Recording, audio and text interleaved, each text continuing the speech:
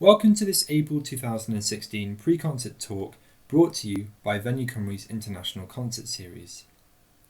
This month featured the European Union Chamber Orchestra for a performance of Schubert's Overture in C minor, Fauré's Nocturne, the Holberg Suite by Grieg, and Vivaldi's Four Seasons. Before the concert, I was able to talk about the music and about life as a touring professional violinist with director and soloist Petri Aarnio, and about the European Union Chamber Orchestra itself with managing director Ambrose Miller.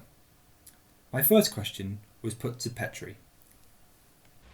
With the Four Seasons, how do you approach finding your own interpretation with such an iconic and well-known piece of music? Well, I think, first of all, I try to forget everything that I've heard so far. And then there are lots of notes by Vivaldi describing the characters. So I just try to find, let my imagination fly a little bit and try out all kinds of things and different sounds. And it's just trying out many things. And then what seems to be working not only with me but also with the orchestra, then we use those colors. And so it's basically just like everything in music is as a product of imagination. Yeah. And of course the piece is famously programmatic. I was just wondering in what ways that we can look out for does the violin itself represent aspects of nature in the music that we can listen out for? Well, there's very clear things that you can hear are, like the beginning of winter, you can hear this, we play like sul ponticello, which is we play very almost on the bridge, which makes a very sort of terrible sound. So it's like which means that it's like really, really cold summer, when you can feel this ice and everything is frozen, and it's like, so that's something from there. There's, in the summer, there's, the orchestra actually is playing the thunder part most of the time. So whenever I play something beautiful, like in the slow movement of that summer, the orchestra is always having this so the thunder is coming closer and closer and closer. So I think it's very clear actually when you listen to it. Yeah. And violin is sometimes a little bit misleading because it plays something really, really unbelievably beautiful in the middle of something dramatic that is going to happen. Yeah. So it's not only the violin, solo violin, that is a big thing. It's actually most of the characters are also in the orchestra parts.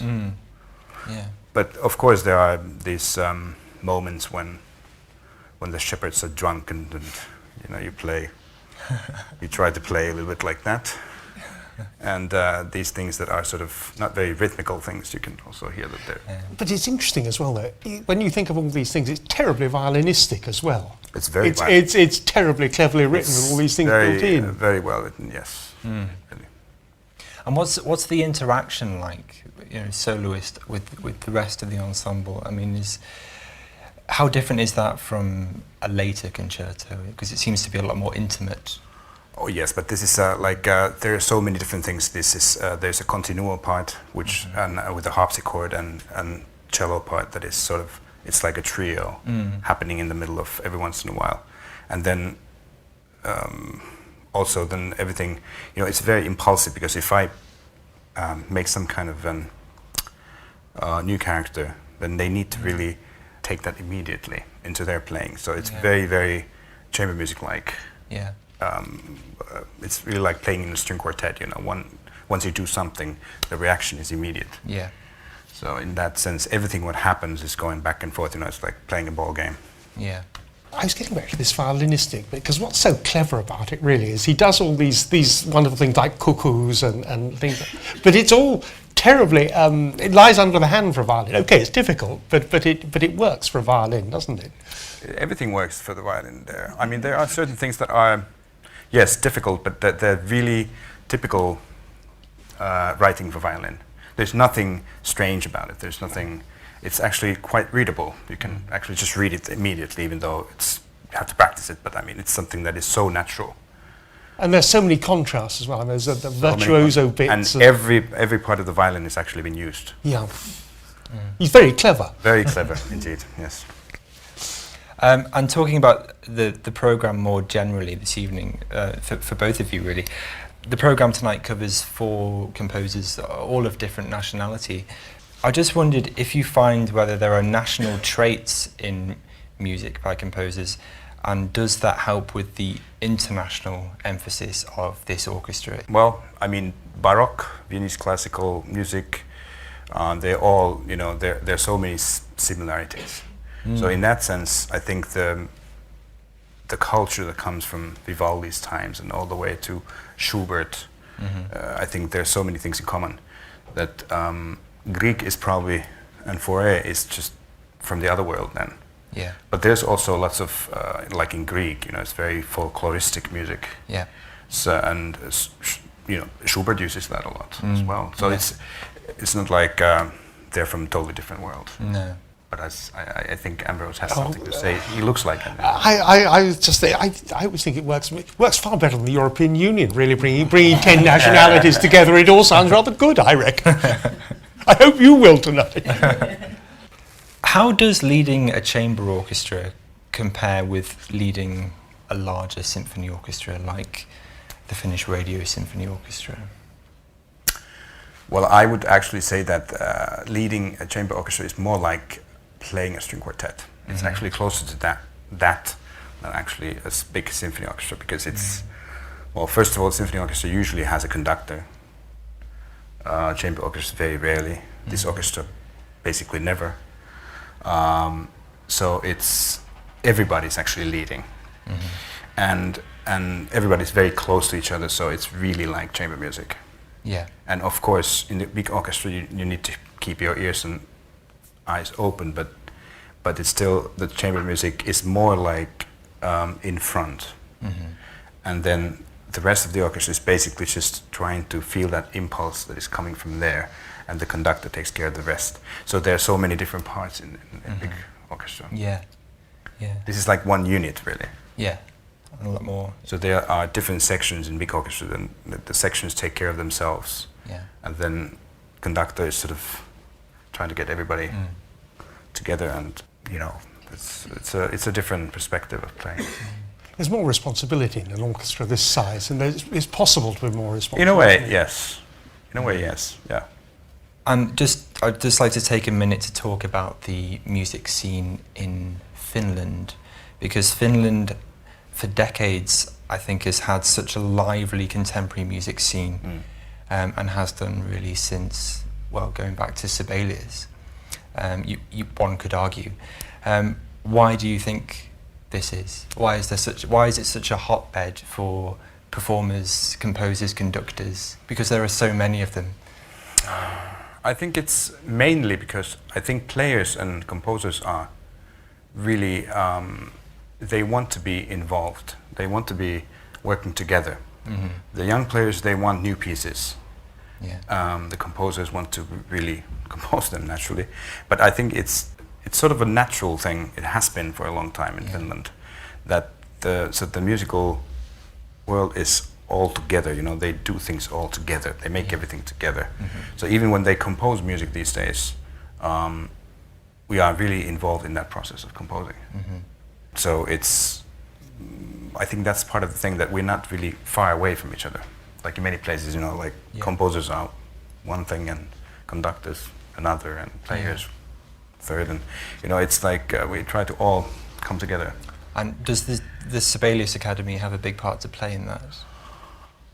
Well, it has a big part, but I think also the orchestras and even the smaller music institutes for younger kids, they do incredibly good work in Finland. And they, even when they start playing, young children, you know, they get to know new pieces immediately. Yeah. So they've been introduced to music that is written today. Why do you think music, this is for both of you, why do you think music has such a positive effect on building genuine international relationships? And what can some of our politicians learn from the European Union Chamber Orchestra? Oh, as few rules, are you asking me? As few rules as possible. And get on with the job and make it as good as you can. Yeah. And the orchestra has toured in countries outside of the EU, South America, and at the invitation of the European delegations.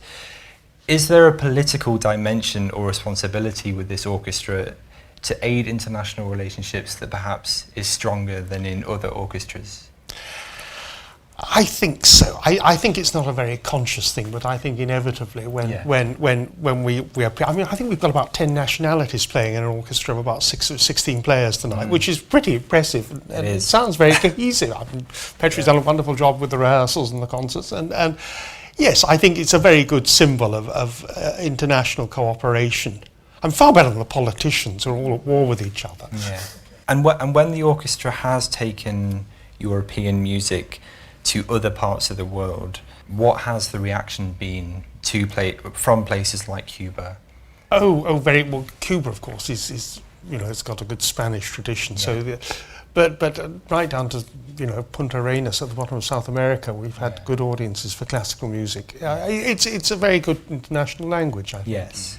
And you can take Sibelius down there to Punta Arenas. You couldn't be further away practically from Finland, and you get a great response. And equally in the Far East as well. We've been in Cambodia and Vietnam and China, and great interest. Yeah.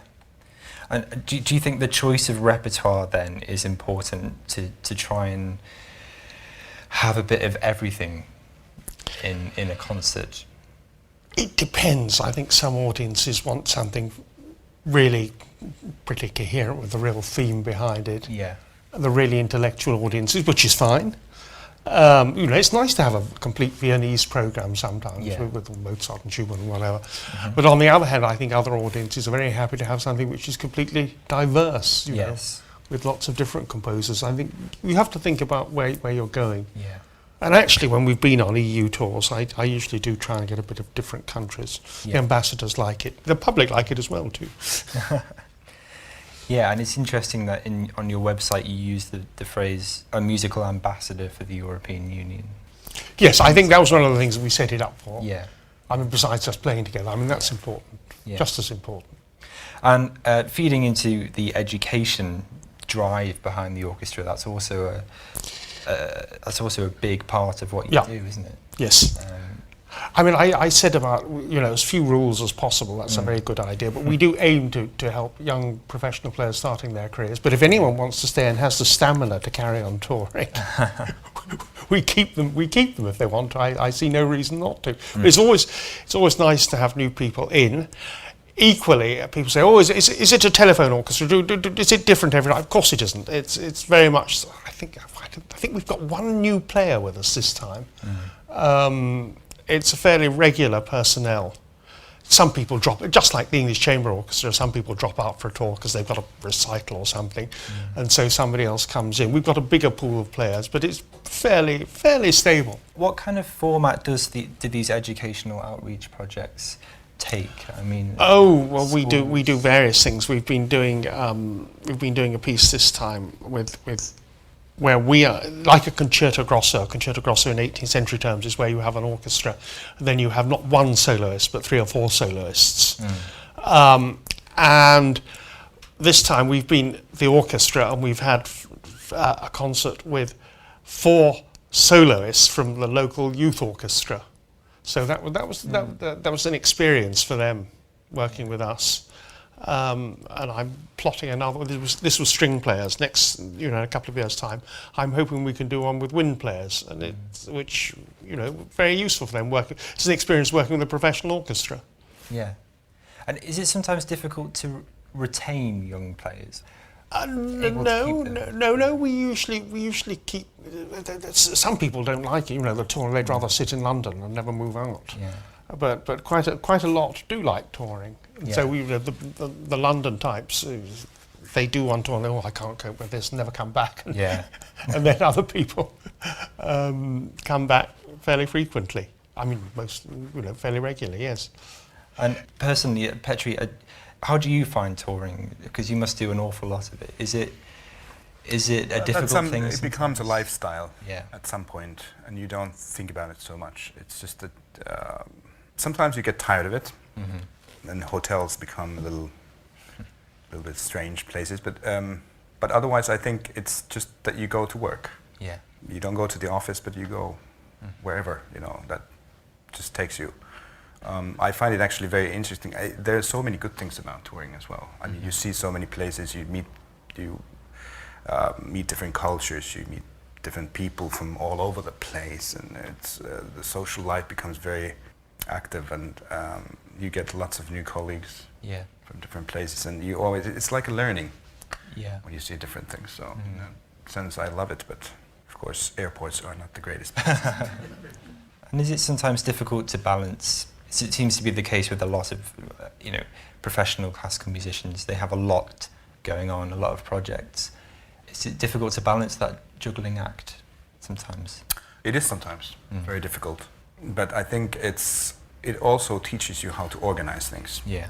So you have to take your time and spend time with your family. And if you just do everything early enough, it's really possible. Yeah. But you really need to organize it, otherwise it's a big mess. Yeah. I could answer any questions if anyone's got it. So we have a microphone. Do you want to just say it into for the recording? What language does the orchestra speak to one another when? Oh, happily for me, English. Really?